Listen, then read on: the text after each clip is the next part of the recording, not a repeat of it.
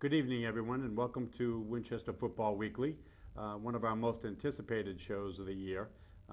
This week, we're glad to have Coach Manny Marshall with us tonight, who's agreed to come back and talk about his years as the Winchester High School football coach and middle school coach. On the Where Are They Now segment, we have Dennis Clark, who's a Winchester High School grad, 1986. Harvard University graduate in 1990. And this week's Athletes of the Week are John Costello for the high school, Adam Johnston for the middle school, and Henry Surginian for the Papuana, who had a great game this weekend. So I want to get right into the highlights because we have a lot to go over tonight. The Winchester High School was off. They were on a bye week this week. But this Friday, the varsity travels to Arlington High School.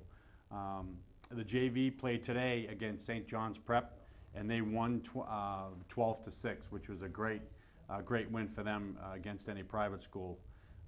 The freshmen lost last week to St. John's on Friday, 21-6. It was a little bit closer than the score, actually. A couple of turnovers, and it would have gone a different way. The Sachem's youth football black team was home against Brown MS of Newton. They defeated them 36-16, and the Sachem's FC red team at Saugus, they won 46-6 to remain undefeated.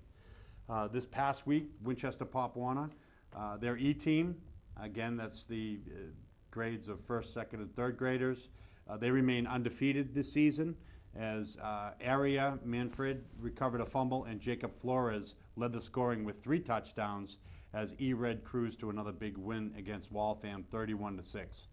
The D-Black team traveled to the Manning Field in Lynn, where they lost to West Lynn Rams, 33-6, despite Ty Light touchdown and a strong play on both sides of the ball. C-Red, they lost 31-6 to Waltham this weekend, with the scoring coming from Matt Scalaro and Will Surginian, who played on defense, who did a great job on defense this week. The Sea Black, Liam Fitzgerald was among many stars as the Sea Black prepared for the playoffs by turning the tables on West Lynn with a convincing 32-6 victory over the Rams. And the D-Red kept their playoff aspirations intact with a shutout at Burlington. Colin Bergstrom accounted for all of the scoring with 2 quarterback keepers. In their athlete of the week, Henry Sarginian played a tremendous game on defense and did a great job playing fullback. He was fortunate enough to see that game, and he really did a great job in preserving that win for that team, like they said. One thing I would like to say about the Papuana, this is their second year, and they're fortunate enough this year. Not only is the E team undefeated, both D teams are playing this weekend. They're actually playing each other to make the playoffs. And both their C teams are vying for playoff spots as well. And for a second-year program, that's just phenomenal to me. Unbelievable. So are you coaching that game? I have the privilege of coaching one of the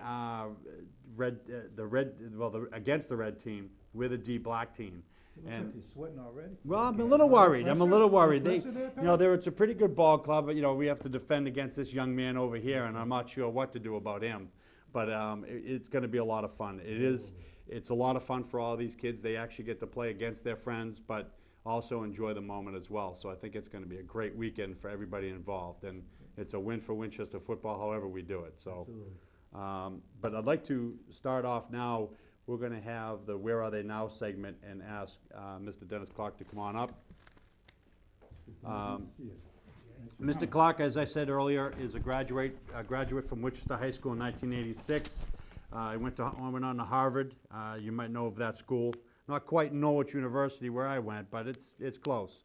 But then went on to, now he's president and CEO of Cummings Properties, which is one of the most prominent commercial real estates in our area. So, Dennis, thank you very much for coming on. I appreciate it. Thank you for having me. But what's with the mister? I graduated in 86, not 56. Yeah, well, I'm trying to do what's right so the kids on TV watch it a little bit. We're glad to have you on here because it's always nice to have someone like yourself that grew up in Winchester, stayed in Winchester, and our 2 boys play freshman football together, and they play pretty much the same positions. They both play receivers and they both play safety, so it's a lot of fun for Dennis and I to kind of come back and now watch our kids play. So with that being said, tell me about your high school experience as far as football goes, and what you learned from it, and give me your experience, because I was able to go through this book. You guys had quite a season, which I'd like to recap a little bit. His year, they went, 1985 was his football season. They were 9-1-0. They had 297 points for and 65 points against. I'm sorry, 277 and 103. Sorry. But give me your experience about your career at Winchester High School. Well, first, with Coach Marshall here in the audience, I want to apologize for giving up 103 points during the season. We probably could have done better than that. Don't feel bad, Des. He made Pat and I do 10 push-ups because we were late for practice. We remember it back 30 years ago. I just want to know, could you get 10 push-ups out? I did 9.5. All right. Winchester High School football was a tremendous experience. Not only learning the game of football, but it was a chance to learn a lot about life. I think anyone who's participated in team sports recognizes there are a lot of life lessons that equate to those sports. And you can hold that up if you want to.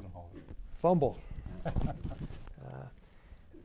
And we were blessed with a coaching staff that excelled not only in teaching football, but teaching things like discipline and teamwork and fair play and camaraderie, and how hard work in the off season pays off in the season. And those are some of the same basic truisms that apply in business and apply in so many other aspects of life. Yeah, they really do. And we like the fact that our coaches were in our school. What was that? What did that mean to you? I mean, you saw them every day. They were part of your high school career. I mean, did that mean you had to also watch what you had to do, those types of things? But what did you think about that? Oh, it was an advantage to have a majority of the coaches involved in the everyday life of the school. You form a deeper relationship. I thought that the coaching staff that we were, again, fortunate enough to have was particularly good at recognizing that you motivate each player differently. No two kids are wired exactly the same, and they just were masterful at figuring us out and deciding who needed a little bit more of a push and who needed a hug. Yeah. And it really made a big difference. Now, did you beat women? We did. That's always an important question that I like to ask everybody. Now, would like Patrick to get it. didn't. I know I didn't. He's the only I'm Gill one brother ever of lost Coach in Woburn, Marshall's by the way. 8 losses in women. I'm going to have to deal with that. so. Only a brother would point that out on This one television. I know. Of course, it never goes without it. Same thing at the kitchen table. I'd like to just, you did go on at Harvard to, you started playing football. Why don't you tell me about what that jump was like from going from high school to college ball? Brief. Yeah, no, I understand. Unfortunately, my relatively short football career was plagued with injuries, both at Winchester High School, and it was only several weeks into freshman football at Harvard where I seriously injured my neck. I ruptured 2 discs, and it was an injury I was fortunate to escape without any kind of paralysis. So that ended my football career. But I'll tell you, in those brief few weeks, that I felt fully prepared to compete at that level, and very well coached up. Yeah. Now, after that, considering the story you just told us, you took another turn athletically. I'd like for you to kind of talk about that a little bit. Well, when I washed out of football, I needed something else to do, something else physical and athletic. You have to get out that energy somehow. And Harvard had a boxing coach who was a legendary figure in boxing in New England named Tommy Rawson. And I was just captivated by him. I saw him working a light bag one day in the gym, and he was about I think he was 78 at the time, and you would have thought he was 60. And he was just making that bag sing, and I said, boy, I'd love to learn a little bit of what that gentleman knows, and join the boxing program. Now, you joined there, you did that for all the rest of the time that you were there? I did. Okay, and you went on, I'll tell everybody that he ended up becoming a Golden Glove boxer.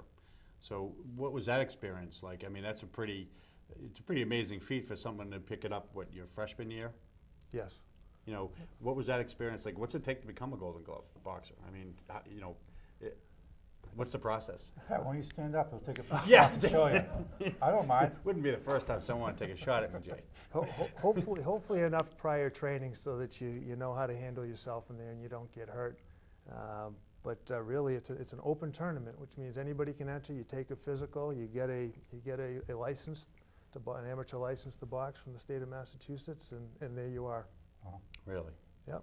No, I think that's quite a great experience for other kids to learn that athletics, even after football, could take a turn. You never know how it's going to turn out when it's all said and done. So I think that's a great example of that. Yep. I'll tell you that I've been asked about the safety of boxing, and I'll tell people that I think amateur boxing is a lot safer than many of the other contact sports that youths are allowed to play.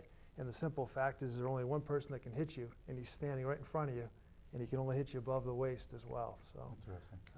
I'm an advocate for amateur boxing. I think it's a terrific sport. Yeah, no, it makes all the sense in the world. So I think it's great that you were able to do it. Now, I mentioned that now you're CEO and president of Cummings Properties.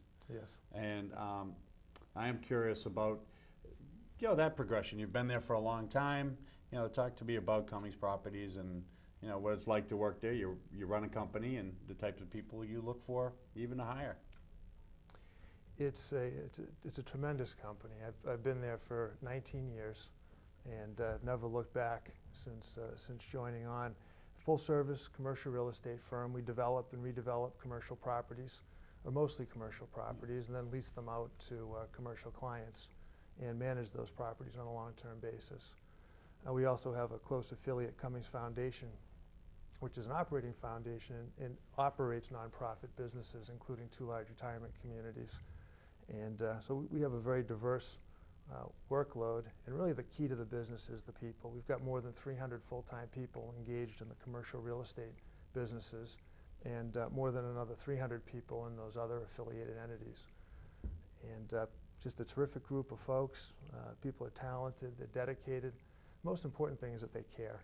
You're right, and I've seen that. If people care about what they're doing, that's more than half the battle. Well, I think it's a great tribute to yourself and the upper management of Cummings, because I do have some experience with them, and I can attest that that philosophy has washed down throughout your company. So I think that's a great tribute to what you've done and what you've learned throughout your career, whether it's athletics, whether it's Winchester High School or Harvard. They've put some pretty good morals into the company, so I think it's great. Thank you for the kind words. Dennis, thanks for Thank you very much for Thanks, coming. I Thank you very appreciate much. it. Thanks, Jay. Nice My seeing you. pleasure. Next, obviously, one reason why we're all so excited for tonight is we have Coach Marshall here with us. Coach, why don't you come on up? Coach Marshall, to give you some of his highlights. Coach, welcome. Prior to being named the head football coach of Winchester High School, he was the McCall Middle School coach. His last season, 1966, at McCall, his team was undefeated and unscored upon. He was the head football coach from Winchester High School from 1967 to 1989, was a teacher at the Winchester Public School System. His record versus Woburn was 14-8-1. He coached the 1971 team that was co-champs in the state Class B football division with Swampscott. Coached the 1986 D1 Super Bowl championship team. Coached 6 Middlesex League championships teams. And he coached, obviously, some of the finest football players that have ever come out of here. Joe Bonacera, Mike Gilberti, Rudy Fiore, Don Allard, Tom Murray, and others. So, Coach, thank you very much for coming. I appreciate it. Thanks for having me. I would like to try to get into your background. How did you get into coaching? You came here, I think you were 31 years old, from Springfield College. I had been 6 years before that in New Jersey. Oh, I okay. coached football in New Jersey and taught phys ed. And then I came to Winchester in '64. So you started off in the McCall Middle School, like we brought up. That was McCall Junior High at the time. Yes, absolutely. Sorry, that is the truth. Your record with McCall Middle School was unbelievable. As far as I think you only had a few losses. Now, what was the transition like to go, what came about you getting the high school job when you were down Well, at the when school? Coach Knowlton retired, I applied for the job and got it. Yeah. Well, I knew somewhere it was written there was 45 candidates for that job. I have no idea how many. Well, they must have thought highly of you because obviously they picked you. But how was it? What was it like to transition from someone like Coach Knowlton? I mean, there's a stadium named after him.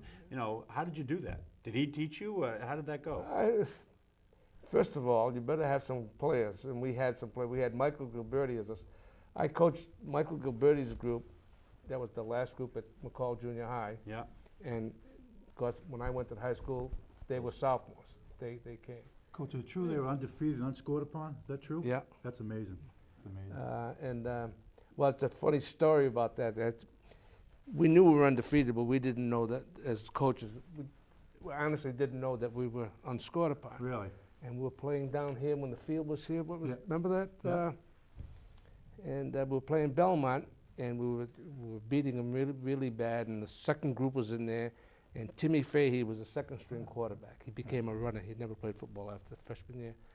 And the team progressively got thrown back. They were inside the 10-yard line. All of a sudden, he calls timeout, and he comes running up and said, "Put the first group back in." I said, "No, you're okay. Don't worry about it." He said, "No." He said, "If we let them score, these guys are not going to forgive us." That's what I realized.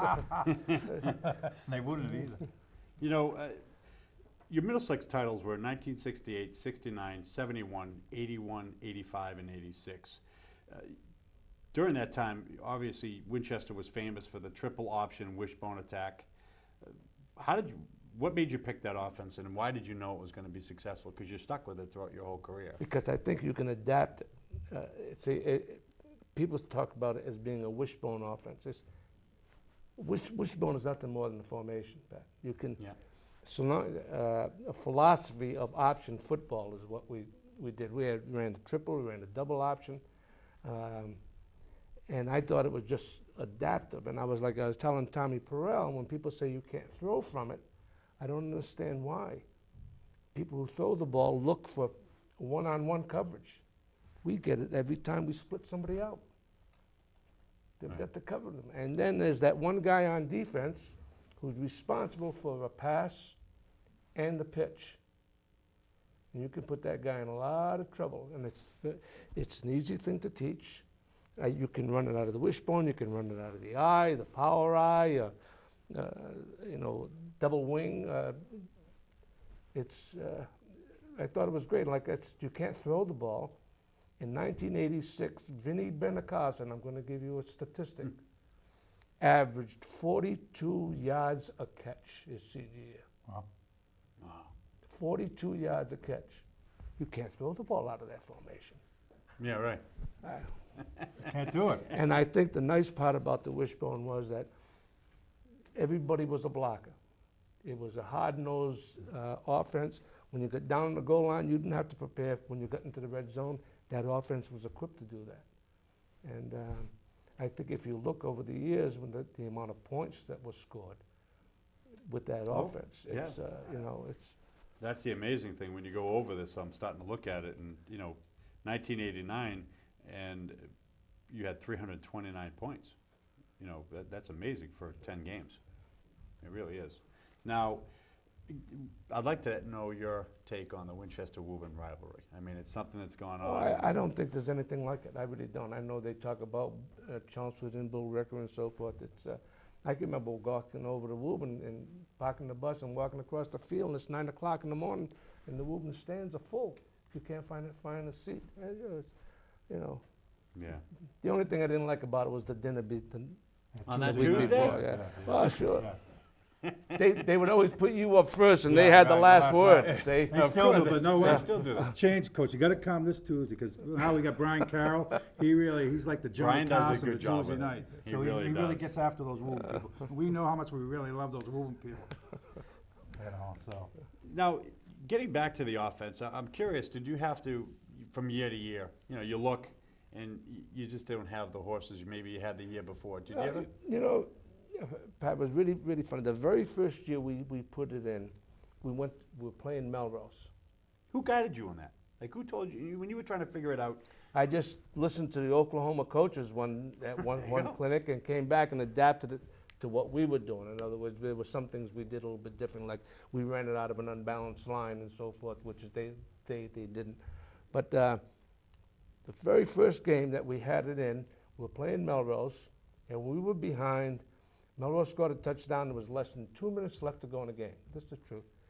And we were inside our 20 because we had a 15-yard penalty on the extra point. And with 30 seconds left to go, we scored to win the game, throwing one pass, which was incomplete. I said to myself, well, geez, if we can move a football like that, I just thought it was a great, I still do. Matter of fact, I enjoy watching Air Force and Navy and Georgia Tech. If they're on, I don't care who else is on, I watch them play. Well, it's, it's really funny because now, with the spread offense that's been going on for the last 15 Yeah, but years. everybody's running the spread. I was just going to say, people are now starting to look for something else because everyone defends against And the I really spread. believe in high school, if you start out with the premise that you're going to throw the ball first and run second, you're not going to win. No, your record's starting to prove that, I can tell you that. I tell you that, you're not going to win. Coach, I was asked, I got a few phone calls that you were coming, and there was 3 running backs, Paul Manganiel, and Pat and I, for many years, go back and forth. Tom Perrell will talk about this. You got Gary Rico, Stephen Costello, or Brian Carroll. Who was the best running back out of those 3? Because you know what, it goes back and forth. Right, No, 'cause guys? they're still It's debating finally it. here. We're gonna get it right now. We want it on Either camera. Stephen Costello, No, Brian no. Carroll, Gary Rico. No comment, I guess. No comment. They were all good. They're all good. They're all Okay. Okay, guys, you're Don't all make good. it. Don't make it difficult. I don't want to hear about it anymore. Always a teacher. I would like you to also take some time to talk about your coaching staff because they were some of the most wonderful. And we were together for a long time. Were they with you the whole time? Yeah, Earl Johnson and I started off together at McCall, Yeah. and he came to the high school, and then Dave Berman eventually came. He was at McCall, and so was Tom Klein. The only one that wasn't with us for quite a while at the end was Bob Mixon. Yeah. But all the other guys, we just didn't have a turnover. It was great. That's great. Yeah. Did you keep Coach Johnson just for the fun? Come on. He No. was a fun guy. I absolutely loved him. But Absolutely loved him. you can talk about all the X's and O's Yeah. and so forth, but the thing that you've got to do as a coach is make sure when those kids come out to play, they play. Right. I mean, play. And he could do that. Mr. Johnson was a good teacher. Yes, he was. And that's what makes a good coach. And he had never, when we were at McCall together the very first year, when I came there, they were going to wanted me to coach the team by myself. I said, you got to be kidding me. I said, I need at least one assistant. So they got Mr. John, but he had never coached before. So at lunchtime at McCall, we would spend the time. I'd tell him what we were going to do, because he had the line, and I'd give him drills, and what drills to use, and he did it. And then eventually, when we got to high school, I thought he did a good job in getting the kids to want to play, and motivate them to play. Now you can have all the talent in the world, but if you don't play, Right. forget about it. Right. Yeah, I think that's a big I mean, part. like Paul Manganiel, you talk about wanting to play. Remember we were at Wakefield, Paul, the very first night game. Put that up. So, He did this all that week. okay. The very first night game we had. And Tommy Perrell. Yeah, I played in it. Tommy Perrell was a junior, and Paul was a senior. And all of a sudden, the referee comes over to me on the side. It's about midway through the first quarter, and he says, "Do me a favor." I said, "What?" He said, "Get 65 the heck out of there, will you?" I said, "What was the matter?" He said, "No, he's going to kill somebody." He's still like that, Coach. He's still like that. We calm him down all the time. Well, it is amazing some of the statistics that you've had over the years. And it's and we make it really difficult. Remember the Stoneham game? Yeah. You were yeah. nose guard, Yeah. and you used to look at me, and I used to tell you, Left or right? go left or right. Hey. Really complicated. play Go. it- play it a We'd week look, ago, we'd wasn't look, I, we'd Coach? look at their formation and Exactly. just go. Yeah, Look at their formation and go. Oh, God. I just want to let you know, Coach, you being here 30 years later, you still get me fired up. I can play today. Yeah, I'm no, really being that, Coach. absolutely. Your whole coaching staff Yeah, did a great really. job with, I'm motivated. it's been fun for us for these emails. Well, the thing was, Pat, we were friends, too. Very clear. It was very Yeah. obvious, and you guys worked well together. So I do appreciate your time coming out, and it's been great to have you here. I am hoping well, we'll talk about it, but, okay, what they're hoping for this year is the 25th anniversary for the 1986 Super Bowl. They are going to honor them during the Thanksgiving Day game. Halftime, yeah. At halftime. And And we'd they like to are, have you there, we would Coach. like to have you there. You don't have to, but we would like to have you there. We think it would be a great honor. And I know a lot of people are interested to come see you. Yeah. So that would give them a chance to come up and shake your hand. I've had many people this week say to please That's tell this- Coach. That's this year. This Yeah, it's year. home, Okay, It's home at the new Yeah. stadium, so, we're hoping to have that park done. Coach, I'll give you a free parking space right in the front row. Right, so you get right in there. So, The handicap, I got a handicap. so we're hoping that you can come out, and we I really will. do appreciate I your time. will. I'll tell you now that I'll be It's an there. honor. Thank you very much, I All right, appreciate thank it. you. Come on up, guys. We want to try to get these guys up here. Again, athletes of the week are John Costello, who is the high school player of the week. He plays running back and safety and cornerback. Adam Johnston plays for the Sachem's youth football. He's a fullback and a middle linebacker. And Henry Serginian, who is a fullback and defensive end. Again, who I had the privilege to watch this week, and he did a tremendous job. So, guys, thanks for coming. Yep. First of all, want to ask you, what's it like to play for high school football this year? I know there's a lot of different transition going on, but what's it like for what's your experience in high school football? I mean, it's been great. It's been hard with the season we've been having, but the coaches have been really good and getting us to keep going, not give up, and just moving forward and building. So we'll be better next year. Getting all the younger kids playing. That's great. Adam, tell me about your experience. The middle school, you guys are having great success. So talk to me about that. It's very fun. I've been playing. I played last year. Came over from Woburn because there wasn't a Pop Warner when I played on D's, and so far we've been very successful. Last year we did very well. Only lost one game, and yeah, it's been fun. And you're looking to make that transition to high school next year. Yeah. Last week I started these questions. Do you have any advice for a middle school kid coming up to the high school? What should he do to get himself prepared for high school football? Definitely go to lifting all summer and don't come out thinking you're a big shot because seniors don't like that. That's some great advice. Henry, I'd like to ask you, you've had a great year this year, your team and you personally. Tell me about your experience this year. Well, I love it. I like my coaches for the second year in a row. Did Coach Ward ask you, or now I'll ask you to say that just now? No. All right, just checking. Henry, can you tell us some plays that you're gonna be running Sunday? Yeah, did they talk to you about anything? 'Cause My brother needs all the help he can to yeah, coach trust me. Sunday. We don't need all the help, but no.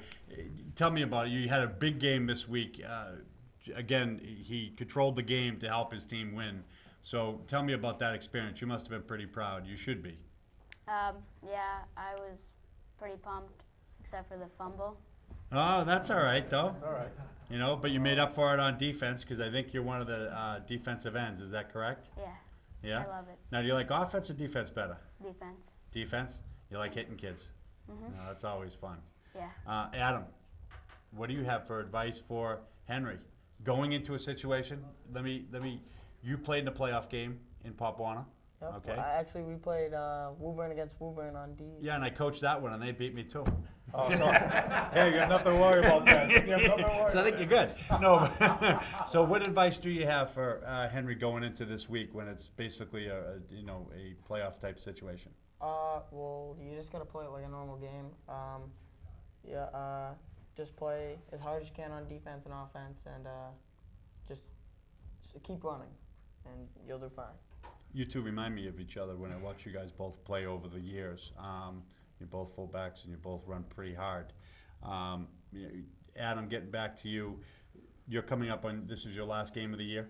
Yes, against Bigelow Middle School, I believe, in Newton, and yeah, they played our team last week, and